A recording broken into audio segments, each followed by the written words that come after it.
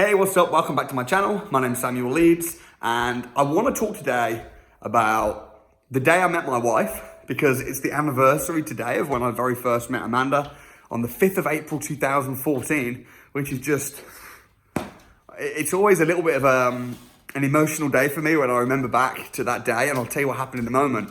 But also, weirdly, when I met my wife and how it happened, it really helped me out in business, because I'll tell you what happened and I'll share with you why. But I really think if you can just get this lesson that I'm going to share today, if you can grab the lesson, it will actually help you become very successful in business. Because I actually wasn't, when I met my wife, I was 2014, I wasn't a multimillionaire. I was doing all right. I had a decent property portfolio. But let me share what happened. So I was standing at the front of the church. It was actually at a wedding, and I only knew the groom, okay? It wasn't like a super close family friend. And I saw Amanda, and I just thought, she looks amazing, she looks beautiful, and I really wanted to speak to her. However, at the end of the service, by the time I was looking to see where she'd gone, she'd left. And I thought, oh man, I'll probably never see her again. I'd connected eyes with her at the church, and I thought, I need to see it, because it just felt like, I just felt a connection. I just wanted to know what her name was. So there was an after party, which I actually wasn't invited to. But I just figured, you know what? I'm sure if I turn up, no one's gonna know. So I went down to this after party afterwards. I wasn't invited, but I thought it'll be all right. Just slip in, see if she's there. Really crazy. 7 years ago today, exactly. And I opened the door to this little community centre, and I was literally the only white dude in the room, okay? So everybody kind of looks, and I'm like, oh my goodness, they noticed. So now I'm feeling really awkward. The groom comes over and he's like, hi Samuel, looking a bit confused as to why I'm there or how I got the address. I just followed up the other cars. I'm like, oh man, I just wanted the world to swallow me up. Why did I do this? This is ridiculous. What was I thinking? And he sort of says, hey, come and help yourself. Go grab some food. So I'm standing in the buffet, holding the plates, queuing up to eat food. And I saw this lady tucked away in the far corner of the room. And I'm like, okay, she's there. And at the time, right now, I had this real strong desire to get out of there. I had a desire to go and speak to her, but I had, the little voice, the little voice that you get. You're crazy, you shouldn't do this. She's probably got a boyfriend anyway. Just turn back now. Telling me, don't do it, you're crazy.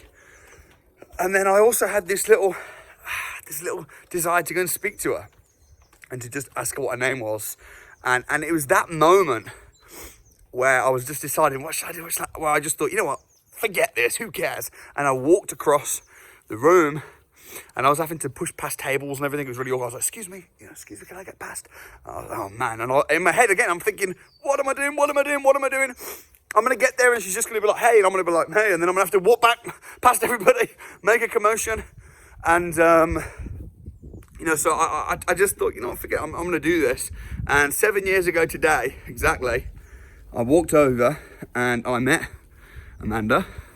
I said, where are you from? She said, I'm from Leeds. I'm born and bred in Harare, Zimbabwe. But right now, I'm living in Leeds.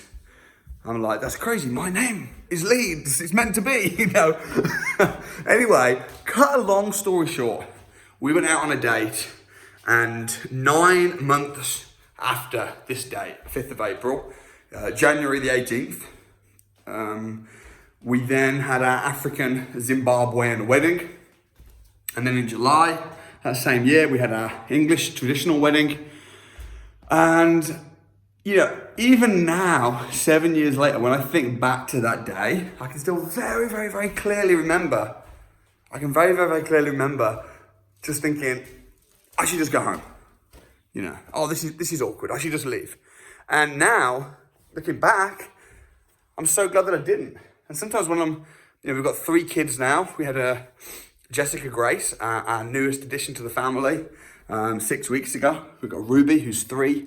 Luke, who's 2. And sometimes I just look at my family who are like my everything. My wife, Amanda, we've been married now 6 years, known each other 7. To this day, 3 kids. And the home that I'm in, this is, Amanda found this. Amanda is just my everything. And I just think, you know what?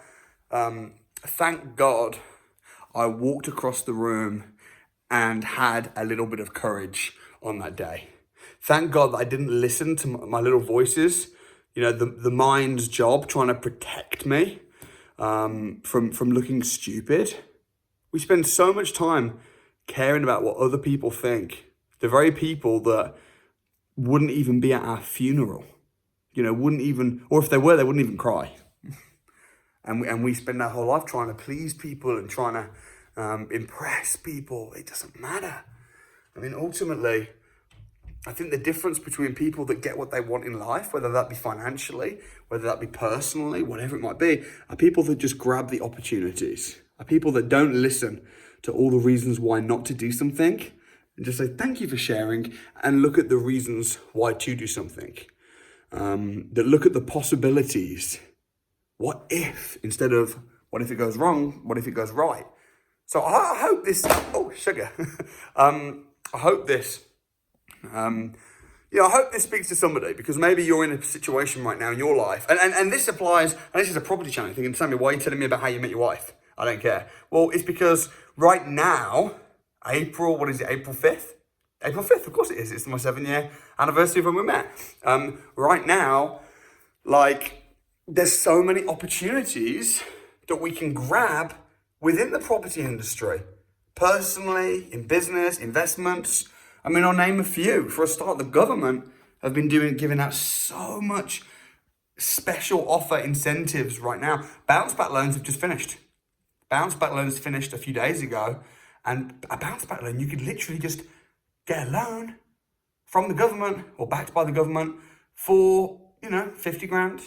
Pay no interest for 12 months, and then pay 2% interest and not have to worry about paying it back for 6 years? Or was it 7 years? Something like that. That's a long time. 2% interest after a year, but before that, free? And at the time, people were saying, I don't know if I need it. I'm worried. I don't know. And look at all the people that are getting rich now off the back of those loans that the government were giving out. The stamp duty holiday. Stamp duty holiday. So there's a lot of incentives, and I know the government aren't perfect, and there's a lot of good and there's a lot of bad, and it's a very complex issue. But there are opportunities on the table. And I know now the bounce back loan has been replaced by the recovery loan, and the details of that haven't entirely come out. But there's a lot of opportunities on the table, and it's about finding the opportunities and grabbing them, rather than worrying about the what ifs. If I'd have worried about all the what ifs before going and speaking to Amanda, well, I did. I was thinking, but what if, she's got a boyfriend already? Well, what if she's not? What if she thinks she's stupid? Well, what happens if she doesn't? What happens if she likes you? Most people in that moment were thinking about, I might look silly, or I might get rejected. I was thinking about, well, I might get married, and now I am. And now I'm in a beautiful house with 3 kids and the best family ever, because I focused on the good what if instead of the bad what if. There's so many other opportunities, like HMOs. If you buy a property now in a non-Article 4 area, as soon as it becomes an Article 4 area, then you're going to have grandfather rights, planning permission. People just aren't realising the opportunities on the table. It's crazy. I've been banging on about this for the last few years, and it's also really interesting that people only realise the opportunity once it's gone. When I was out in the streets of London and in Hyde Park a few days ago, and I was giving away a free house, not one person signed the documents for the free house. Yet every single person that didn't sign and missed out, as the second they'd missed out on the opportunity and they realised that it was for real and they'd missed out, they were like, I was about to do it. I almost did it. There was a guy that said, if you'd have just given me 5 more seconds, everyone said that. It was crazy how many people, if they'd have been apparently given 5 more seconds, would have done the deal. And it's the same with with HMOs. It's the same with the fact that you can get a HMO without having to get planning permission. And once Article 4 comes in, you won't be able to do that. And you'll be denied getting a HMO. And it's going to be a nightmare. And everyone's going to go, I was about to do it. You know, I mean, what about rent to rents? Right now is such a brilliant time to get rent to rent properties. Why? Because landlords, a lot of their properties, they can't rent them out of serviced accommodation because serviced accommodation market might be tough in that particular area. Look at what me and David did on the Financial Freedom Challenge. We found a landlord who had a student property. He was really struggling with it because the universities are closed. So we got the really, really good deal on the property right now because of the opportunity. But then in a few months' time, boom, we've got that property for years to come, making a nice monthly profit. So there's opportunities within the rent-to-rent industry. There's opportunities, everybody wants to buy at the moment, but there's not enough properties around. All the investors are wanting to buy. Investors are queuing up, throwing money at properties. All right, great. So how about making the most of packaging and selling deals? Saying everyone wants to buy a deal, everything's closed apart from the property market. You are allowed to go on viewings. The opportunity is ripe. You know, you're allowed to go on viewings right now. Everyone wants properties. Go on viewings, package some deals and sell them. Online training. If you're at home, if you're stuck at home, well, the opportunity for online training is immense. There's just so many opportunities to better yourself. Samuel 365, by the way, my mentoring and training platform is £95 a month. So if you're at home right now and you aren't having to go to work or you've got a bit more time and you're at home, well, how about use the situation to get trained up so that when lockdown fully lifts, boom, you're on fire. Lease option agreements. There's just so many opportunities, red diamond moments. And I think the difference between people who fly in business and massively succeed and those that don't are the successful people, are the people that take the opportunities that come.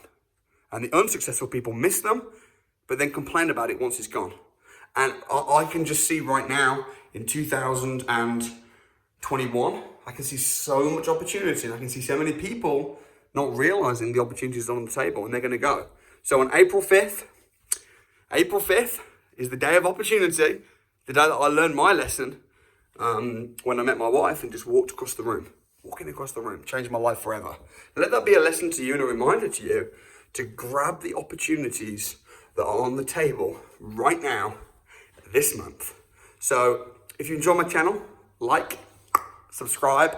I share videos every single day around property investment with the only agenda to seeing you succeed in business, in life, and in property. Thanks for watching and peace out.